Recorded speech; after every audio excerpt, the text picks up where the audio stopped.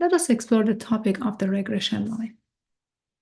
In previous section, we talked about correlation coefficient, R, which denotes the sample correlation coefficient.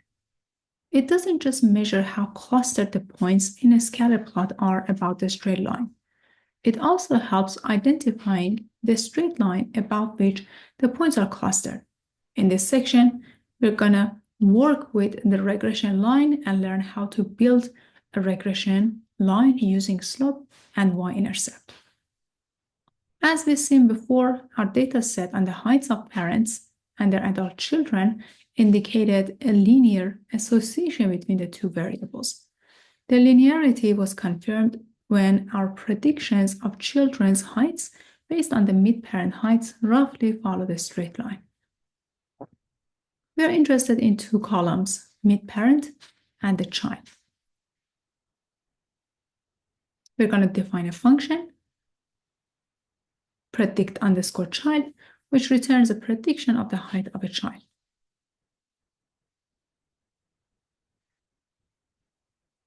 We're going to analyze the scatter plot.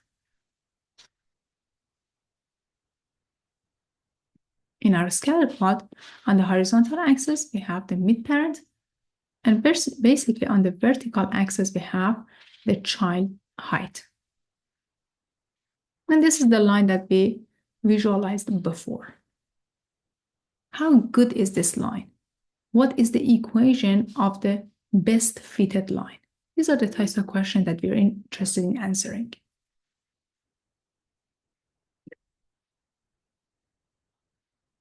First, let us convert all data into z-scores, measuring in standard units.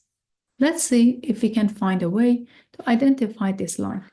First, notice that the linear association doesn't depend on the units of measurement. We might as well measure both variables in standard units. As you remember, for z, it was x minus mean divided by standard deviation. So we're going to define a function, standard underscore units, that takes x by z and returns its z value associated to it. So you have x by z minus the mean divided by standard deviation. This is the basic definition of z-score or z-value.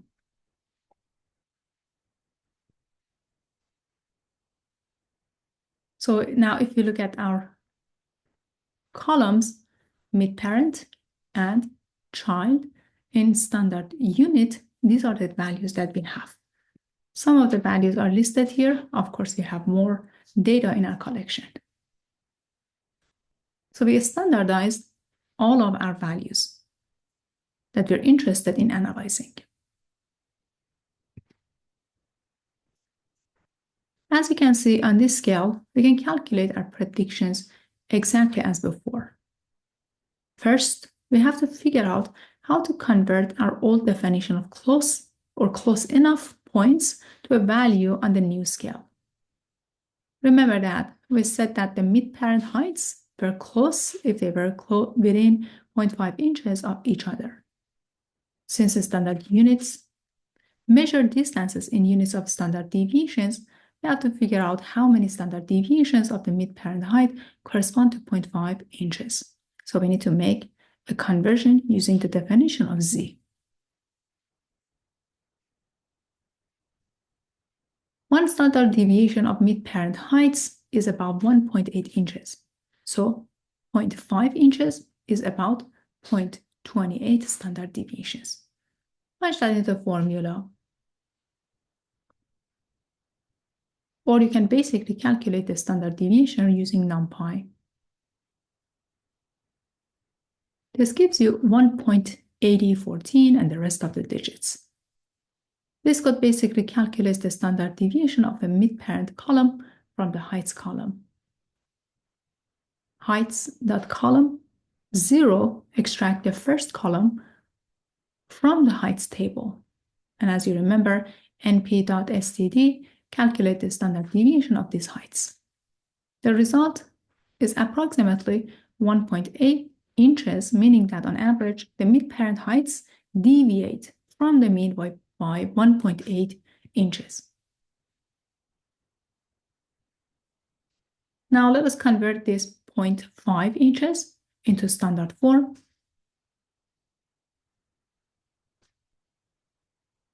it gives you about 0.28 inches.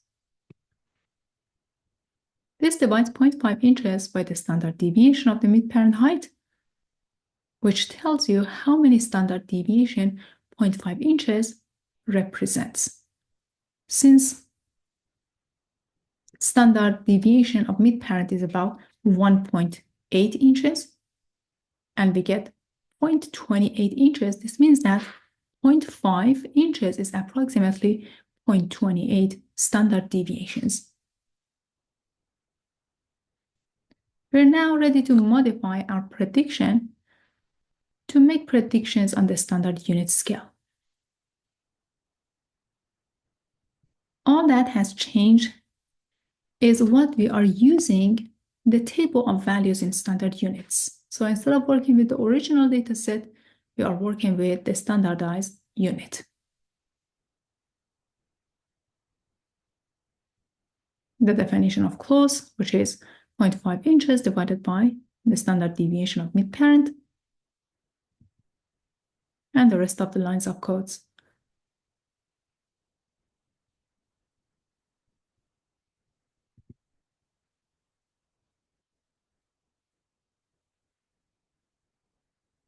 Let us take a look at the scatter plot now. So on the horizontal line, we have mid-parents, and on the vertical line, we have the predictions in the new units that we did before. The behavior is going to be the same. This is the line of prediction. Is this good enough or not? That's a question that we're going to answer later. But for now, we just standardize every data, and this is the visualization of the scatter plot. This plot looks exactly like the plot drawn on the original scale, only the numbers on the axis have changed. Now you only have 0 and +1, +2, +3, -1, -2, -3, and so on the vertical axis. So how do we construct the regression line?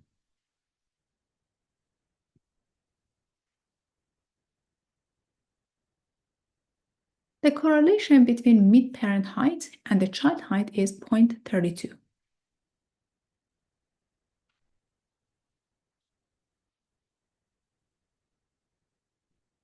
You can use NumPy to find correlation, or you can define the correlation yourself.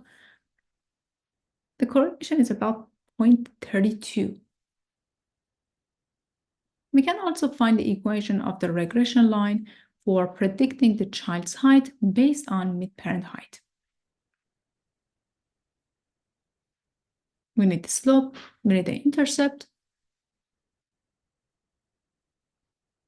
By using the slope function and intercept function, we can find the slope of the line and y-intercept of the line. This can be calculated as 0.64 and 22.64. The slope function, as I mentioned before, returns the slope of the regression line, and the intercept returns the intercept of the regression line. Now we can write the equation of the regression line. The equation of the regression line is the estimated value of the child's height, which is m, slope of the line, times x, which is the mid-parent height, plus the y-intercept, which is 22.64, as you saw before in our statistics session. Y hat is mx plus b. Now we can make predictions. This is also known as the regression equation. For example, for a mid-parent height of 70.48 inches, the regression equation predicts the child height to be 67.56.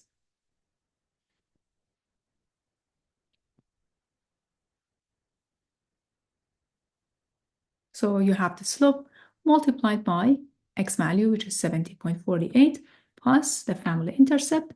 This value is 67.56, approximately.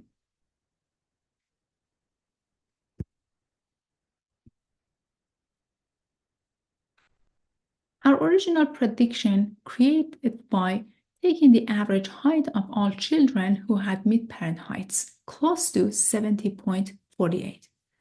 Came out to be pretty close to 67.63 inches compared to the regression line prediction of 67.55 inches. Let's take a look at our table. Mid-parent are equal to 70.48. Let's just take a look at the first three.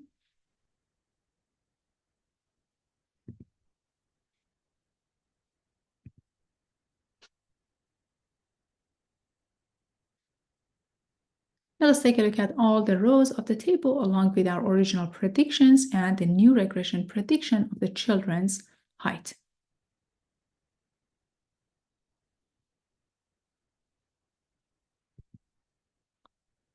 This is what we see. The prediction and the regression prediction. They're pretty close, right? 70.1, 70.7, 70.1, 70.7, and so on. Now, if you look at the scatter plot, comparing the mid-parent and the regression line and the prediction, you can basically see we did a good job in making the prediction using the regression line.